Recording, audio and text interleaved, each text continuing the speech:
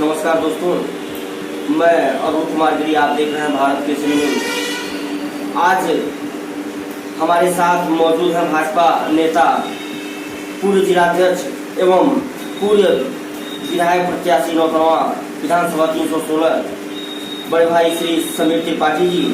अभी हाल ही में ब्लॉक प्रमुख का चुनाव हुआ है, जिसमें इनका महत्वपूर्ण योगदान रहा और इनकी योगदान से यहाँ पर बीजेपी पहली मर्तबा जो है सत्ता में मतलब प्रमुख पद पर काबिज हुई। अब आइए मिलते हैं भाजपा नेता और विधानसभा प्रभारी नौतनवा समीर त्रिपाठी जी से। सबसे पहले तो मैं आपका आभार करना चाहता हूं कि आप अपना कीमती समय हमको दिए और कैसे हैं मिलाइए। ठीक है, सबसे पहले आपने ब्लॉक प्रमुख चुनाव की चर्चा किया।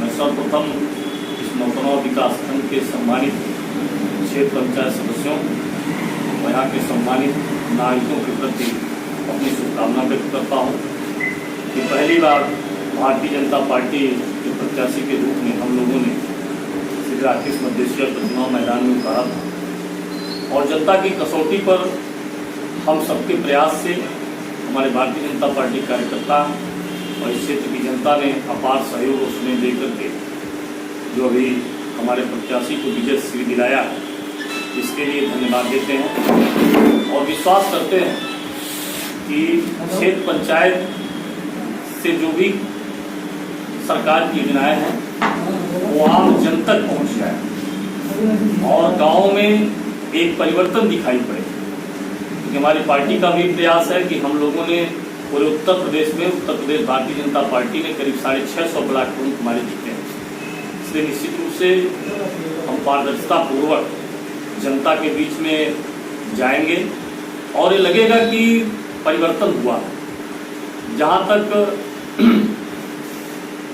आगामी विधानसभा के चुनाव की बात है, नौतनवा विधानसभा क्षेत्र कह लीजिए कि सीमावर्ती क्षेत्र होने के कारण यहाँ पर दो राजनीतिकों ने अपनी राजनीति को विरासत समझ रखा। विगत 1989 से इन दोनों नेताओं का आपस में सिंडिकेट है और आपस में इस सिंडिकेट बना करके यहाँ की जनता को मूर्ख बनाते थे और यहाँ की जनता को आपस में गाँव में अशांति पैदा करके अपनी उल्लत सीधा करते थे। 2017 के चुनाव में यहाँ की जनता ने मुझे जब 45,050 मत दिया तो मैंने बड़ा चिंतन किया, बहुत अध्ययन किया। यहाँ की जनता बहुत ही दयालु है और यहाँ की जनता बहुत ही निरीह तरीके से यहाँ के लोग ठगते हैं। और मैं जिस दिन से परिणाम आया, 11 मार्च को मतदान की गणना हुआ था और मैं एक दिन विश्राम लिया था। 13 मार्च को होली थी। मैं पूरे क्षेत्र में घूमकर जनता के बीच में जनता के साथ होली खेला और तब से अब तक रह करके यहाँ के गांव और यहाँ के लोगों से परिचित हुआ और यहाँ की जनता की जो वास्तविक समस्या है, यहाँ पर चूंकि कोई भी राजनीति करने वाला व्यक्ति इन दोनों के अतिरिक्त आम जनता के बीच में पहचान नहीं बना पाता था कि जो जनता की रोजमर्रा काम है, थाने के, तहसील के, ब्लॉक के, जिले स्तर के, इन सब कामों पर किसी का ध्यान नहीं रहता था। और हमने अपने पार्टी कार्यकर्ताओं के सहयोग से निरंतर 4.5 वर्षों तक इसको मैंने भरपूर काम किया है। और जहाँ तक इस क्षेत्र में विकास की बात है, भारतीय जनता पार्टी की योगी जी की सरकार में इस क्षेत्र में सबसे बड़ा काम था रोहिन पर जो रतनपुर मिसरौलिया के पास बैराज विगत 2003 से टूटा था। ये दोनों नेता सत्ता में रहे, सपा की भी सरकार रही, बसपा की भी सरकार रही। विगत 14 वर्षों तक उस बैराज पर कोई सरकार ने ध्यान नहीं दिया कि इस क्षेत्र के किसानों की सिंचाई कैसे होगी। नहर प्रणाली पूर्णतः ठप थी। किसान को जो नहर से पानी मिलता था वो नहीं हो पाता था।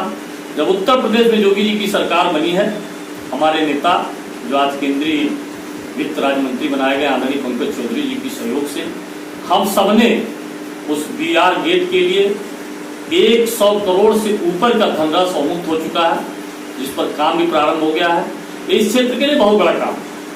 जहाँ तक इस क्षेत्र में सड़कों का बात है, सड़कों के विकास में जितनी सड़कें टूटी हुई थी उन सड़कों का मरम्मत और प्रधानमंत्री सड़क से गाँव को जोड़ने का काम और बड़े बड़े यहाँ पर जैसे सियाबाद और शुक्रहर के पास एक पुल के न होने के कारण निचलौल और नौतरवा की दूरी अधूरी रहती थी। क्षेत्र के लोग हमेशा पुल की मांग करते थे। इस सरकार में, योगी जी की सरकार ने वहाँ पर पुल भी स्वीकृत किया, जो बन करके कंप्लीट होने वाला है। इन सारे कामों को हम लोगों ने ध्यान दिया। जहाँ तक आपने सवाल किया कि यहाँ के क्षेत्रीय विधायक, मैं उनके बारे में, उनकी कार्यशैली के बारे में नहीं कह सकता, लेकिन इतना जरूर कह सकता हूँ कि जनप्रतिनिधि है। अगर जनप्रतिनिधि जनता के बीच में वादा करता है तो ये सोच समझ कर वादा करे कि हम इसे पूरा करेंगे। अगर उन्होंने वादा किया था कि यहाँ पर जंगल क्षेत्र होने के नाते जंगली पशु से किसानों की फसल की बर्बादी होती है और बाढ़ की समस्याओं के निराकरण के लिए, तो निश्चित रूप से मैं दावे के साथ कह सकता हूँ कि बाढ़ के समस्या के निराकरण के लिए अगर किसी ने प्रयास किया, आप महाव को ले लीजिए, तो महाव 2017 में हमारी जो सरकार बनी थी, महाव को सबसे पहले हम लोग लग करके महाव पर पैसा दिए। जो विगत 2 वर्षों से महाव का जो तांडव होता था वो नहीं हुआ है। और पूरी सरकार, आपने देखा भी होगा इस बार आपने देखा भी होगा कि जितने नाले थे छोटे छोटे, सबकी सफाई क्या नाम है, नमामि गंगे योजना के तहत हमारी केंद्र की मोदी जी की सरकार, योगी जी की सरकार ड्रोन कैमरे के माध्यम से उसका सर्वे कराई है। और इस क्षेत्र में भी मैं समझता हूँ करीब 100 किलोमीटर के नियर अबाउट जो छोटे छोटे नाले थे, जो हमारी नदियां हैं, उनकी सफाई का काम हो रहा था। लेकिन मानसून पहले आ गया, क्योंकि इस बार इस क्षेत्र में मानसून पहले आ गया, जिसके कारण वो काम अवरुद्ध हो गया है। और मानसून समाप्त होते ही निश्चित रूप से आपको इस क्षेत्र में बाढ़ से निजात मिलेगा। और हमारी भी प्राथमिकता है। मैं तो जब चुनाव मैदान में था तो मैं जनता के बीच में वादा किया था कि अगर मैं विधायक हुआ तो मैंने सार्वजनिक जनसभा में मैंने कहा था कि मैं 1 वर्ष का अपना विधायक निधि इस क्षेत्र की बाढ़ की बर्बादी के लिए पूरा पैसा देने का काम करूँगा। लेकिन वो सौभाग्य हमको नहीं मिला, लेकिन आने वाले समय में अगर मिलेगा तो निश्चित रूप से योगी जी की सरकार पुनः उत्तर प्रदेश में बनेगी, भारतीय जनता पार्टी की। और दोनों समस्याओं से, बाढ़ की समस्या से और जो जंगल के किनारे जो पशु हैं, दूसरे का क्या कहूँ मैं तो शहर में नहीं रहता हूँ, मेरा भी घर जंगल से मात्र 3 किलोमीटर दूरी पर, मैं भी उस समस्या से ग्रसित हूँ, हमारा भी खेत उससे प्रभावित होता है। इसलिए निश्चित रूप से वो प्राथमिकता में हम लोगों की काम है। हम लोग प्रयास करेंगे कि इस क्षेत्र में जंगल से जो पशुओं के द्वारा किसानों की फसल बर्बाद होती है उसे रोका जाए और बाढ़ की समस्या में इससे निस्तारित किया जाए। इस बार भी बाढ़ की समस्या के निराकरण के लिए आप बंदों पर देखेंगे तो बोल्डर पिचिंग का काम हो रहा है। आप मजार की तरफ चले जाएंगे, आराजी सुबाई जो बंदा टूटता था वहाँ पर क्या नाम है, बोल्डर पिचिंग का काम शुरू हुआ था। लेकिन मौसम चूंकि पहले बरसात होने लगा तो जगह जगह पर स्वीकृतियाँ हुई हैं और चकदह के पास, आपके मरचावा के पास भी बोल्डर पिचिंग की सरकार ने धन मुक्त किया है। तो निश्चित रूप से और बाढ़ से निजात इस क्षेत्र को मिलेगी और पशुओं की जो समस्या उससे भी निजात मिलेगी। निश्चित रूप से आज आपने भारतीय जनता पार्टी के कार्यकर्ता होने के नाते, नेता होने के नाते आपने जो इंटरव्यू लिया है और हमारी पूरी सोच है, मेरा हम लोगों का प्रयास है कि विधानसभा चुनाव मात्र 6 महीने और यहाँ की जनता से भी मैं कहना चाहूँगा कि यहाँ की जनता, भोली भाली जनता को यहाँ के लोगों ने बहुत ही छलने का काम किया। अभी क्षेत्र पंचायत प्रमुख का चुनाव हो रहा था, आप लोग तो संवाददाता है, पूरे क्षेत्र में आप लोगों ने देखा होगा। किसी ने कल्पना भी नहीं किया होगा कि क्या दोनों राजनीतिक दल के लोग, दोनों नेता एक तीसरे व्यक्ति को एक पद न मिलने पावे, इसके लिए दोनों लोग एड़ी से चोटी लगा करके भारतीय जनता पार्टी के प्रत्याशी को हराना चाहते थे। लेकिन मैं धन्यवाद देना चाहता हूँ, यहाँ की जनता पूर्ण रूप से परिवर्तन का मन बना चुकी है और यहाँ की जनता शांति चाहती है, यहाँ की जनता सद्भाव चाहती है, यहाँ की जनता विकास चाहती है और यहाँ की जनता रोजगार चाहती है। अभी समाजवादी पार्टी का लोगों ने धरना दिया था, मैंने उनका गणना कराया तो 67 लोग उस धरने में थे नेता को लेकर और कहते हैं कि बेरोजगारी बढ़ी। जरा आप मुझको बताइए कि आज उत्तर प्रदेश की योगी जी की सरकार ने 4.5 लाख परिवारों को रोजगार मिला, सरकारी नौकरी मिली, पारदर्शिता पूर्वक नौकरी मिली। अभी कल माननीय मुख्यमंत्री जी का प्रदेश कार्य समिति में भाषण दे रहे थे, सुनकर आश्चर्य हो रहा था। उन्होंने बागपत का एक गांव है जहां पर 26, एक ही गांव के 26 पुलिस के जवान वहां भर्ती हुए हैं, किसी से कोई पैसा नहीं लिया है। हमारे क्षेत्र में भी मेरे जानकारी में करीब 10 ऐसे नौजवान जो पुलिस की जवान बने हैं, लेखपाल बने हैं, जो कभी कल्पना भी नहीं किए थे कि हम कभी लेखपाल और सिपाही हो सकते हैं। और उत्तर प्रदेश की सरकार ने रोजगार देने में कामयाबी हासिल किया है। मुद्रा बैंक के माध्यम से आप बैंकों पर चले जाइए, लोग कहते हैं कि भारतीय जनता पार्टी की सरकार ने रोजगार पर ध्यान नहीं दिया। मुद्रा बैंक के अंदर आप चले जाइए, 10,000 से लेकर के 10 लाख तक का ऋण हमारी सरकार, मोदी जी की सरकार ने देने का काम। कोई भी बैंक शाखा नहीं है जहां से कम 500 की संख्या में मुद्रा बैंक का ऋण का वितरण नहीं हुआ।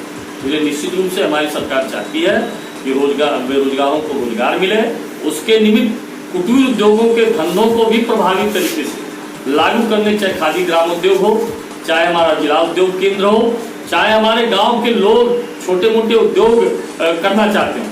कोविड के कारण विगत 16 महीने से आप लोगों ने देखा होगा कि पूरे विकास की पहिया रुक गई थी।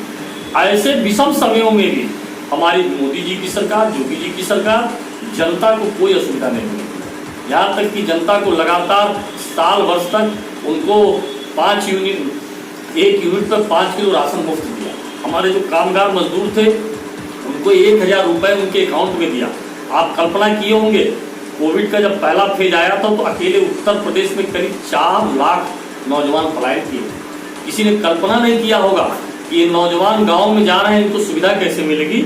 लेकिन धन्यवाद है उत्तर प्रदेश की योगी जी की सरकार को, केंद्र की मोदी जी की सरकार को, कि ऐसे विषम परिस्थिति में भी विकास की पहिया नहीं रुकी है और उत्तर प्रदेश में शांति का माहौल है।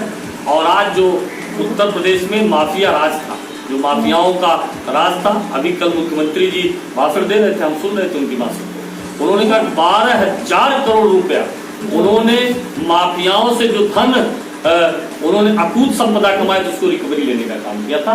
जो उत्तर प्रदेश की पहली सरकार है जो आम जनता के दरवाजे पर खड़ी है। चाहे आप थाने पर चले जाइए, चाहे आप अस्पताल पर चले, अस्पतालों का हालत ये था कि वहाँ दवाएं नहीं रहती थी, डॉक्टर नहीं रहते थे। आज किसी भी अस्पताल में आप चले जाइए, आपको डॉक्टर मिलेंगे, दवा मिलेगी, सारी सुविधाएं मिलेंगी। ये उत्तर प्रदेश योगी जी की सरकार का परिवर्तन का दिन है। निश्चित रूप से आप सभी के घर पर होगा।